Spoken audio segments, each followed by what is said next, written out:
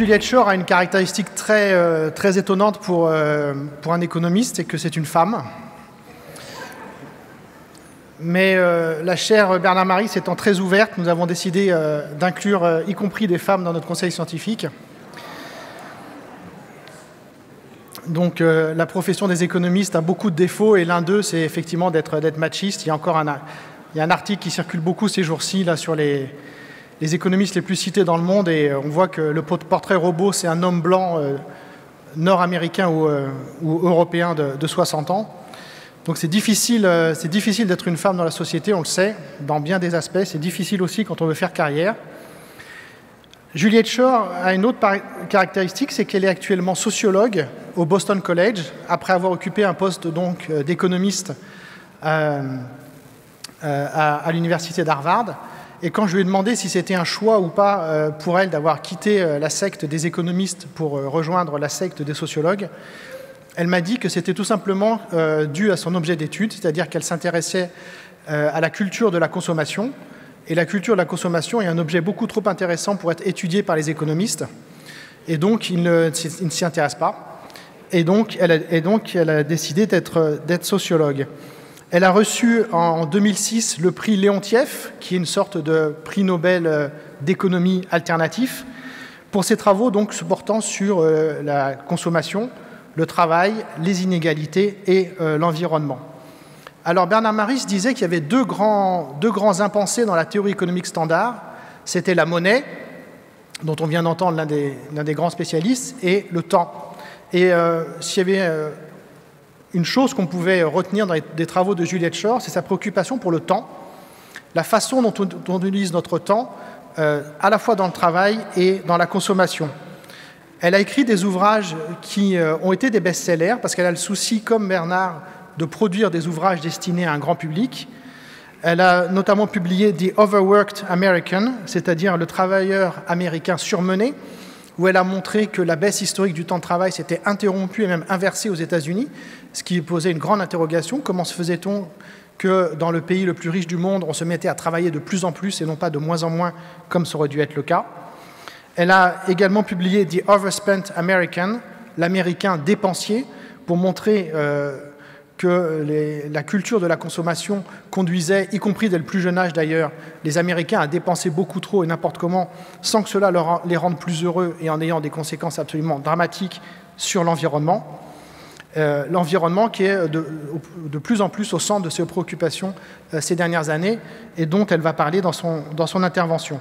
Alors on peut aussi la lire en français, puisque à l'initiative du petit mais excellentissime Institut Veblen, son dernier ouvrage a été traduit en français. Il s'intitule « La véritable richesse, une économie du temps retrouvée ». Il a été préfacé par Dominique Méda, qui est une autre membre de notre conseil scientifique qu'on a beaucoup de chance d'avoir avec nous et qui est ici présente cet après-midi. Et dans cet ouvrage, donc Juliette Schor plaide en faveur d'une vieille idée, mais qui est une idée qui a été portée depuis la révolution industrielle par tous les progressistes, qui est celle de la réduction du temps de travail. C'est effectivement seulement en réduisant notre temps de travail qu'on pourra retrouver du temps pour nous, pour nous-mêmes, pour nos proches, pour nos loisirs, pour notre épanouissement. C'est aussi en travaillant moins qu'on détruira moins l'environnement, parce qu'on fera plus attention à ce qu'on possède, parce qu'on réparera plus les choses, parce qu'on les utilisera plusieurs fois au lieu de les jeter au bout d'une utilisation unique. Juliette Schor met également en pratique ces idées par son implication personnelle, notamment au sein de son ONG, le Center for a New American Dream, qui essaye de proposer un autre rêve américain que celui de la société de consommation, un rêve qui soit bâti sur le vivre ensemble et la qualité de vie plutôt que la quantité de choses. Et tout comme Bernard Maris, Juliette Schor aime bien taper à raison fort et précisément sur ses collègues économistes, comme elle va nous en faire la démonstration dans son intervention qui va porter sur le principal défi de notre temps, celui du changement climatique.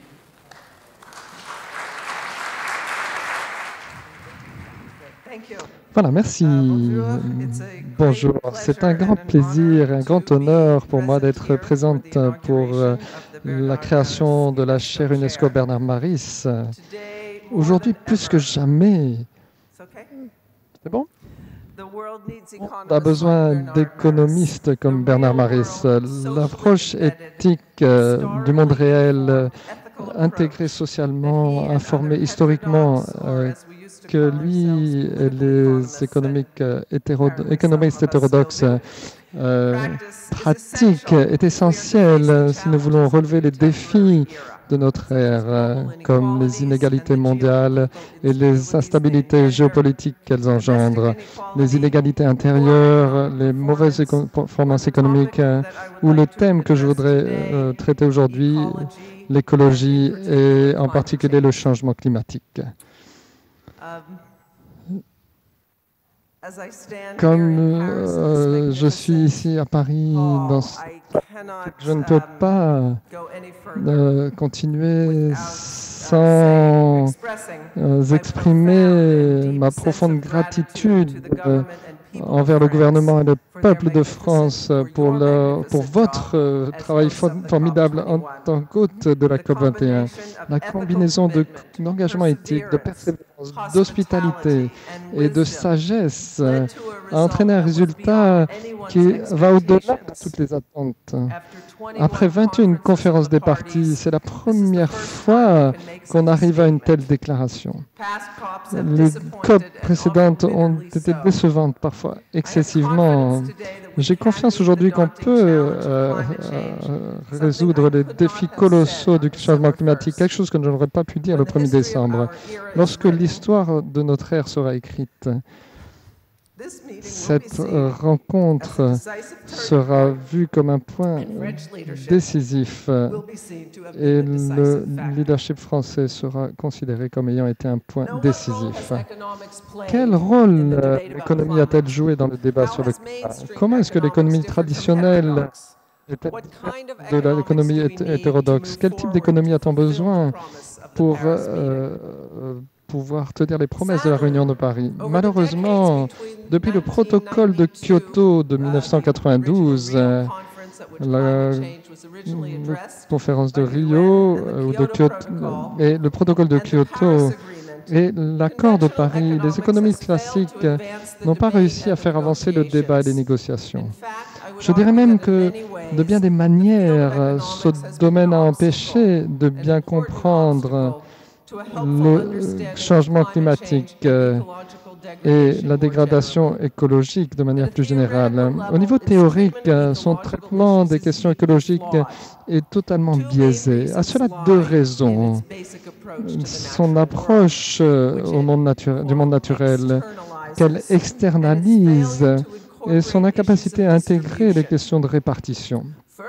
De plus, dans la pratique, l'environnement a été écarté et le politique a joué un trop grand rôle sur comment la profession traite ces questions. Au contraire, des branches de l'économie hétérodoxe ont mis ces deux questions, la répartition et une relation durable avec la nature, au cœur de leurs préoccupations. C'est pourquoi je pense que la création de cette chaire et le type de pensée et de pratiques associées pourra avoir un impact fort et positif sur les approches climatiques du changement, les approches économiques du changement climatique. Alors, pour voir pourquoi je dis ça, je vais parler un peu de l'histoire. L'histoire de l'économie et du changement climatique commence avant que ce phénomène soit connu. Ça a commencé à la fin des années 60, quand des préoccupations par rapport à la croissance démographique et la pénurie des ressources ont atteint le grand public. En 1968, un Américain biologiste de Stanford qui s'appelle Paul Ehrlich avec sa femme Anne Ehrlich ont publié la bombe P qui a amené le problème de la population au grand public en se vendant à plus de 2 millions d'exemplaires. Et à cette époque, la croissance démographique était très rapide, contrairement à aujourd'hui. Cette même année, le Club de Rome a été créé. D'un seul coup, on a une préoccupation mondiale sur le problème de la surutilisation écologique liée à la surpopulation. Le Club de Rome a alors demandé à un des pionniers de l'informatique moderne, Jay Forrester, et son équipe d'ingénieurs, qui n'étaient pas des économistes, mais des ingénieurs du MIT, de développer un modèle d'économie mondiale qui prenait en compte les impacts de la croissance démographique et de l'activité économique sur les écosystèmes planétaires. On ne les appelait pas comme ça à l'époque, mais c'était ça que c'était.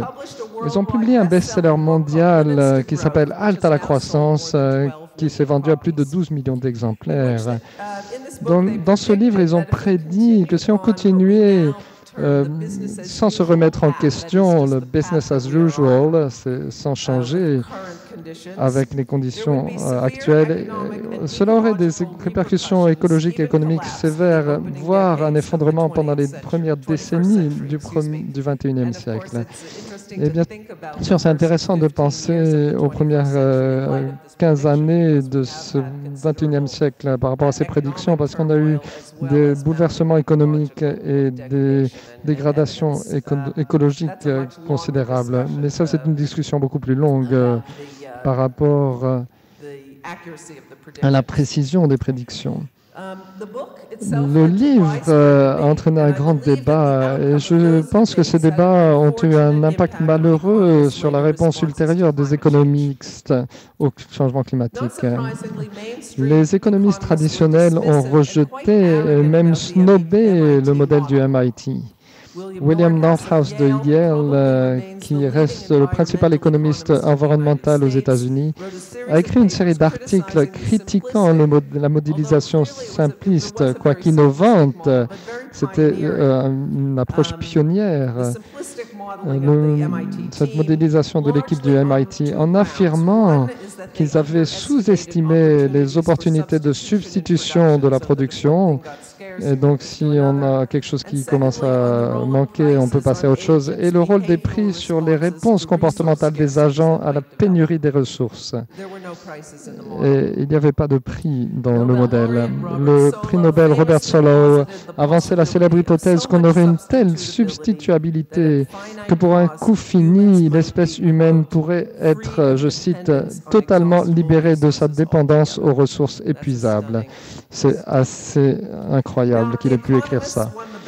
Les économistes ont gagné la bataille après notamment le célèbre pari entre les Ehrlich et le partisan du marché libre Julian Simon sur l'évolution du prix des ressources non renouvelables. On était préoccupé par les ressources non renouvelables. Ehrlich n'avait pas prévu la récession des années 80 et la diminution de la demande qu'elle a entraînée. Donc il a perdu le pari. Ils avaient parié sur le prix du cuivre, du pétrole et d'autres biens. Cependant, les économistes ont gagné la bataille, mais ils ont perdu la guerre. La science climatique a démontré sans équivoque que nous sommes sur la pente dangereuse d'un réchauffement climatique anthropogène. Les signes d'une surutilisation écologique s'intensifient autour du monde. Nous sommes en train de vivre une 6e extinction de masse. Ce qui s'est passé dans les années 70 a lancé le processus, a retardé le processus de la réforme économique de décennies. Les économistes ont cru que les processus de marché pouvaient résoudre les problèmes environnementaux, que les prix reflétaient la vraie rareté et que les ressources comme l'air, l'eau et la terre étaient suffisantes, ou que sinon l'innovation technologique allait résoudre les problèmes de rareté. Et ils ont voulu les économistes orthodoxes sont devenus plus convaincus que les vertus de leur approche pour traiter les questions environnementales comme des cas particuliers de défaillance des marchés. Techniquement, les impacts environnementaux ont été traités comme des externalités, c'est-à-dire des effets qui sont externes au marché. C'est ce que les économistes font depuis plus de 100 ans. Dans la pratique, je pense que ça a entraîné une externalisation littérale de l'environnement ou de l'écologie, du cœur de l'économie. Ça veut dire que les économies n'ont pas du tout pensé à l'environnement. Ceux qui le faisaient n'étaient pas dans les départements économiques. Ce que ça veut dire, c'est que les jeunes n'étaient pas formés aux questions environnementales et c'est devenu un sous-domaine peu important, très éloigné du cœur de la discipline. C'était moins vrai dans les années 70 quand les questions environnementales ont été prises à bras le corps par des économistes de renom comme Nordhaus et Solow. Nordhaus, à l'époque, a créé un alternative index du bien-être qui était soutenu par la dégradation écologique. C'est dans ce sens que je dis que l'environnement avait été externalisé. Dans une étude des départements économiques, des 10 plus grands départements économiques aux US, que j'ai fait pour mon livre qui a été publié en 2010, et je le refais pour cette occasion. Il y a eu un petit peu de changement par rapport à 2010, mais même aujourd'hui, en 2016, ce que j'ai trouvé en prenant les 10 plus grands départements économiques aux États-Unis, la moitié n'ont même pas un membre du personnel qui indique l'économie environnementale comme sa spécialité, et ces personnes indiquent beaucoup de spécialités. Et c'est une conclusion étonnante parce que ce sont des grands départements, parfois avec plus de 50 personnes. Ce qui est intéressant, c'est que le département de Harvard, où j'ai enseigné pendant de nombreuses années, qui a 2 personnes qui mentionnent l'économie environnementale, mais on a un septuagénaire et un octogénaire par rapport à l'âge. Donc, pas de personnes en dessous de 75 ans. Sur le thème du changement climatique spécifiquement, il a fallu attendre 2006 et la publication du rapport Stern par Lord Nicholas Stern du Trésor britannique pour faire évoluer l'opinion au sein des économistes du monde anglophone sur la question du changement climatique. Est-ce qu'on devrait agir maintenant pour atténuer le changement climatique? Parce qu'avant 2006, on n'a pas des chiffres précis, mais les personnes au centre de la profession estiment que le consensus avant 2006 était qu'on ne devait rien faire. Avant cela, la majorité pensait que ça coûterait moins d'attendre et d'atténuer, réduire les émissions dans le futur, en estimant que les personnes allaient être plus riches dans l'avenir et que le poids de la réduction des émissions serait inférieur.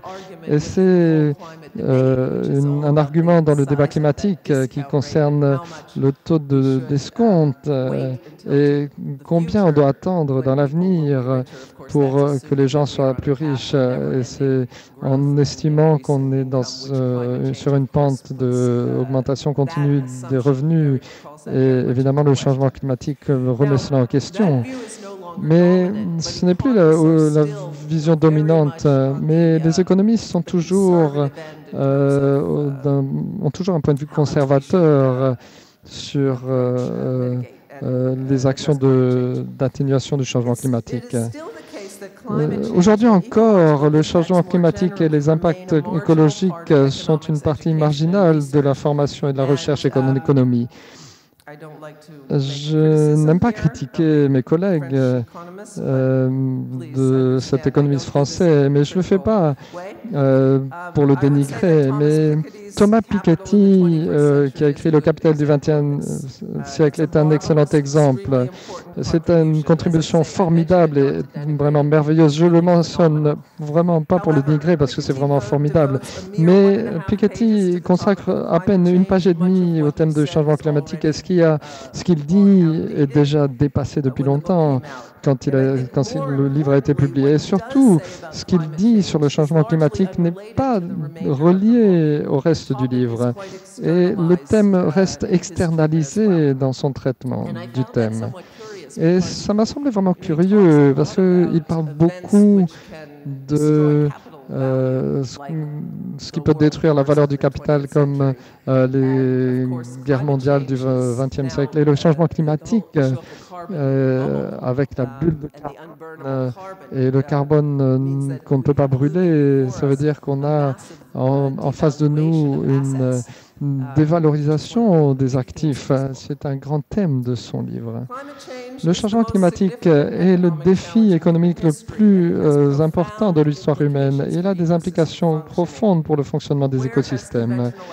Là, où est-ce que l'économie traditionnelle s'est trompée dans son traitement du changement climatique? Et si on voulait traiter ce thème plus sérieusement, qu'est-ce qu'on devrait faire? Comment est-ce que l'économie devrait la considérer?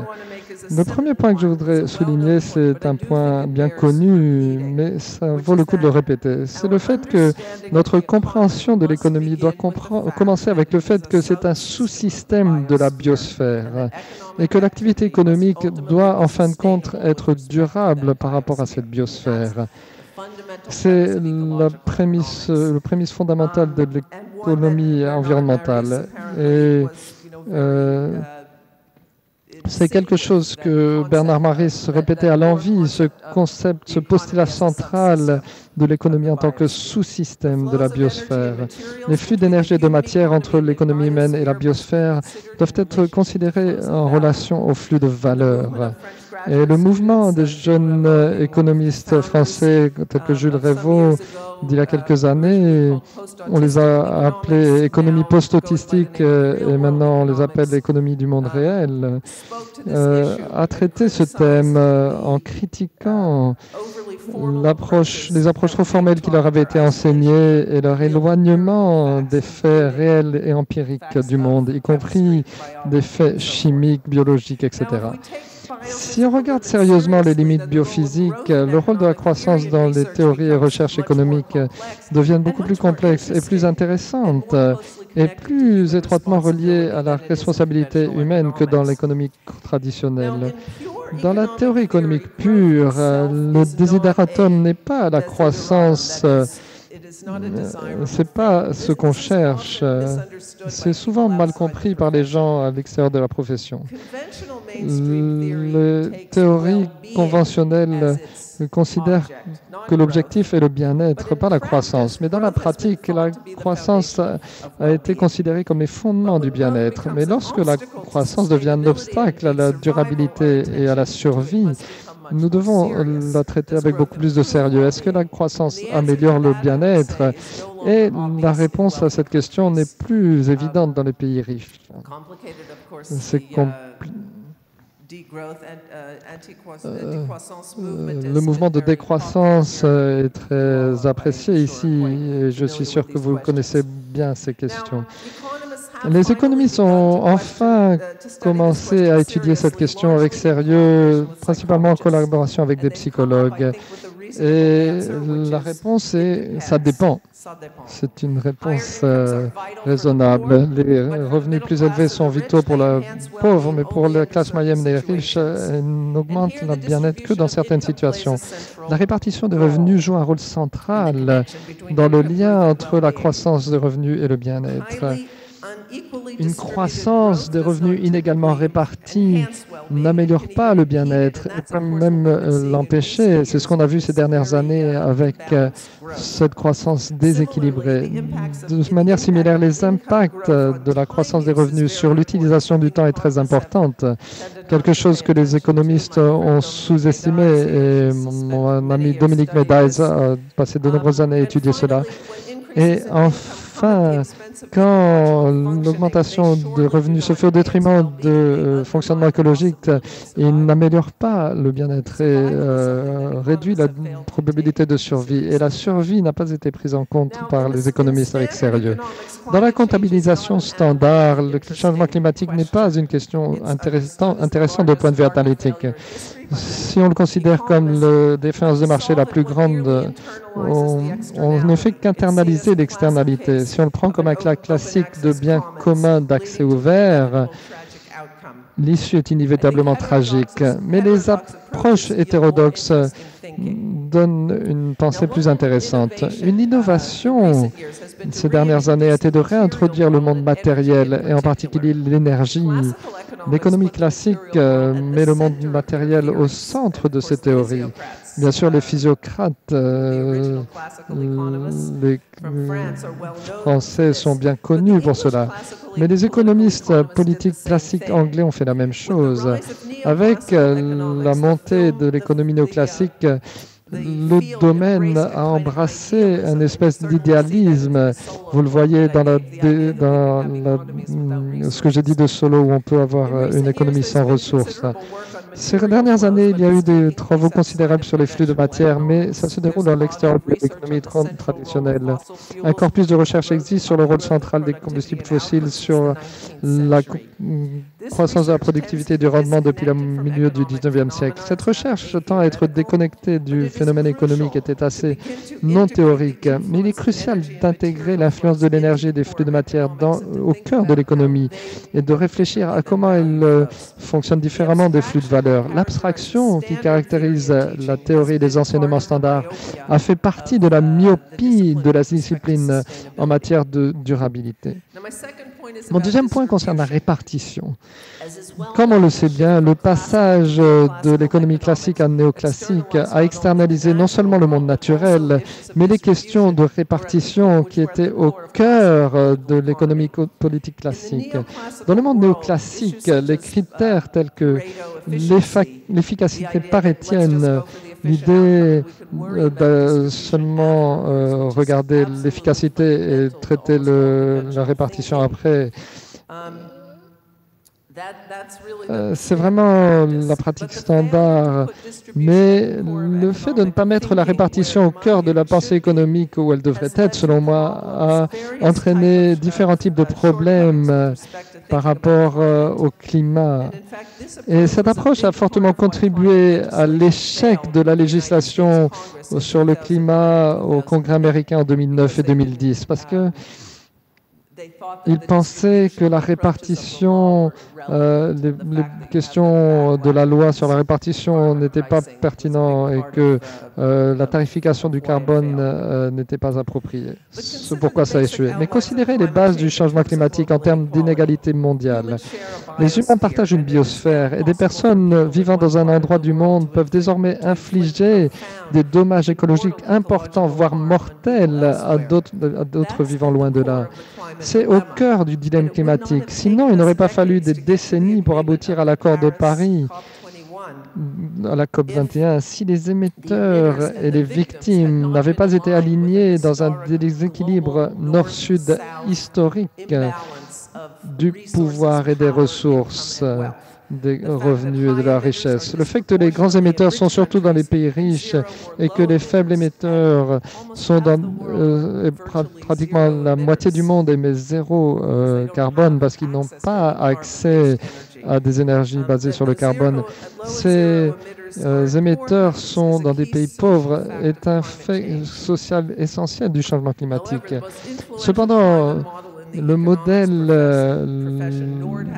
de Nordhaus, qui s'appelle modèle DICE ou RICE, n'a pas seulement ignoré ce fait, il s'est basé sur des hypothèses nord-sud biaisées qui invitent à l'inaction. Par exemple, dans les premières versions du modèle, il considérait les températures plus élevées comme une bonne chose parce qu'en Amérique du Nord, c'est vrai, en Amérique du Nord, les gens vont dépensent moins d'argent l'été que l'hiver pour leurs activités de loisirs. Donc, les populations doivent être convaincues que les températures élevées sont bonnes. J'ai passé beaucoup de temps en Asie du Sud-Est et l'idée que les températures élevées soient bénéfiques pour les gens là-bas est vraiment étonnante.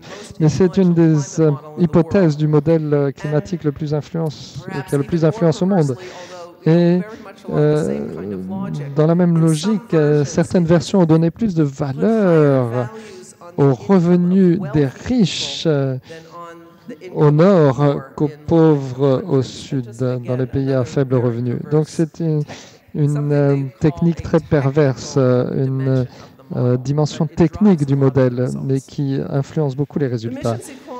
Les inégalités des émissions sont également extrêmes si on mesure par habitant. Les 10% qui émettent le plus d'émissions sont responsables de 45% des émissions. Les 50% qui émettent le moins totalisent seulement 10% des émissions avec la déforestation, etc.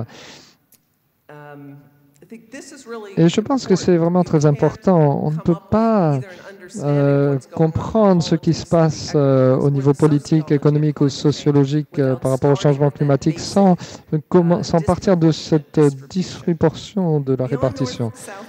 Au-delà des inégalités nord-sud, la répartition de l'inégalité et du pouvoir influence d'une autre manière la structure sociale du changement climatique. Il s'agit du pouvoir des intérêts économiques directs. Les producteurs de combustibles fossiles, en particulier les multinationales, ont un pouvoir politique énorme. Aux US, ils ont pu mettre assez de climato-sceptiques au Congrès pour éviter tous les efforts pour faire payer le carbone ou en limiter les émissions. C'est la tragédie, selon moi, des biens communs que nous devons traiter en priorité. Les inégalités intérieures sont importantes. Ce n'est pas un hasard que la plupart des pays qui sont actifs dans l'atténuation climatique sont les plus égalitaires en interne. Et ceux qui sont à la traîne, comme le mien, sont très inégalitaires. Dans des nouvelles recherches que j'ai effectuées avec mon collègue Andrew Jorgensen, nous avons trouvé que les émissions de carbone sont corrélées aux inégalités intérieures. Notre recherche étudie les émissions entre les États aux États-Unis et aussi les émissions transnationales. Nous avons trouvé que parmi les pays riches, les niveaux de plus élevés d'inégalité intérieure sont corrélés à davantage d'émissions et vice-versa. Ces conclusions ont été complétées par des travaux récents de Thomas Piketty et son collègue Lucas Chancel. Cela m'amène à une autre manière selon laquelle l'économie conventionnelle s'est trompée dans son traitement du climat. Ici, je reviens à la question de la croissance. Comme on le sait bien, la croissance du PIB et les émissions sont étroitement liées et n'ont commencé à s'écarter que récemment. Dans mes travaux, j'ai avancé que l'histoire des 70 dernières années, en particulier aux États-Unis, a été marquée par une croissance excessive et donc un excès d'émissions. Qu'est-ce que je veux dire par là? Après la Deuxième Guerre mondiale, l'économie a malheureusement décidé de modéliser les consommateurs en tant qu'agents indépendants avec des préférences non interdépendantes. Ça veut dire que ce que je consomme n'a aucun impact sur ce que les autres consomment. Cet aspect a été au cœur de l'Homo economicus que Bernard Maris n'aimait vraiment pas. Dans les recherches sur la consommation, on a abouti à une impasse qui excluait les dynamiques les plus intéressantes, à savoir les dynamiques sociales, alors que l'on découvrait les domaines qualitatifs de la sociologie et de l'anthropologie. Dans la consommation, permettre à des individus d'agir de manière sociale signifiait intégrer des concepts comme le revenu relatif et la croissance nulle. Les personnes consomment pour respecter des normes et essaient de suivre les autres. Le bien-être dépend de ça. Quand cela se produit, on a aussi une défiance de marché au cœur de l'économie. Le fait que tout le monde essaie de suivre signifie que personne n'améliore sa position ou son bien-être. C'est un dilemme classique du prisonnier. C'est pas rare. C'est quelque chose qui est central dans toutes les économies qui ont des inégalités. Tout le monde travaille plus dur et ça a un impact négatif. Au niveau microéconomique, cela signifie qu'il y a trop de consommation et trop d'efforts de travail pendant trop d'heures. Et l'implication que cela a, c'est qu'il y a une croissance excessive ou un excès de PIB et donc un excès d'émissions. Au lieu de se concentrer sur comment maximiser la croissance, peut-être que les économistes auraient dû se demander si on n'avait pas eu trop de croissance dans les pays riches ces 70 dernières années. Dans des nouvelles recherches que j'ai faites, j'ai montré que le nombre d'heures de travail est un prédicteur puissant des émissions de carbone et de l'empreinte carbone écologique. Mes remarques aujourd'hui sont assez pessimistes parce que je parle du passé. Je suis beaucoup plus optimiste par rapport au futur. Les approches hétérodoxes sont de plus en plus sophistiquées chaque année et les économistes traditionnels se concentrent un peu plus sur le climat et l'écologie. Peut-être que dans une dizaine d'années, ce thème sera intégré au cœur du domaine. Certainement, les jeunes qui sont formés aujourd'hui sont beaucoup plus attentifs au changement climatique que les générations précédentes. Ils sont moins idéologiques et plus ouverts, selon moi. Je suis ici parce que je suis convaincu que la chaire UNESCO Bernard Maris peut être une partie importante pour ouvrir le domaine de l'économie. C'est important que l'économie soit pertinente pour les problèmes les plus pressants à lesquels l'humanité est confrontée. Je vous remercie.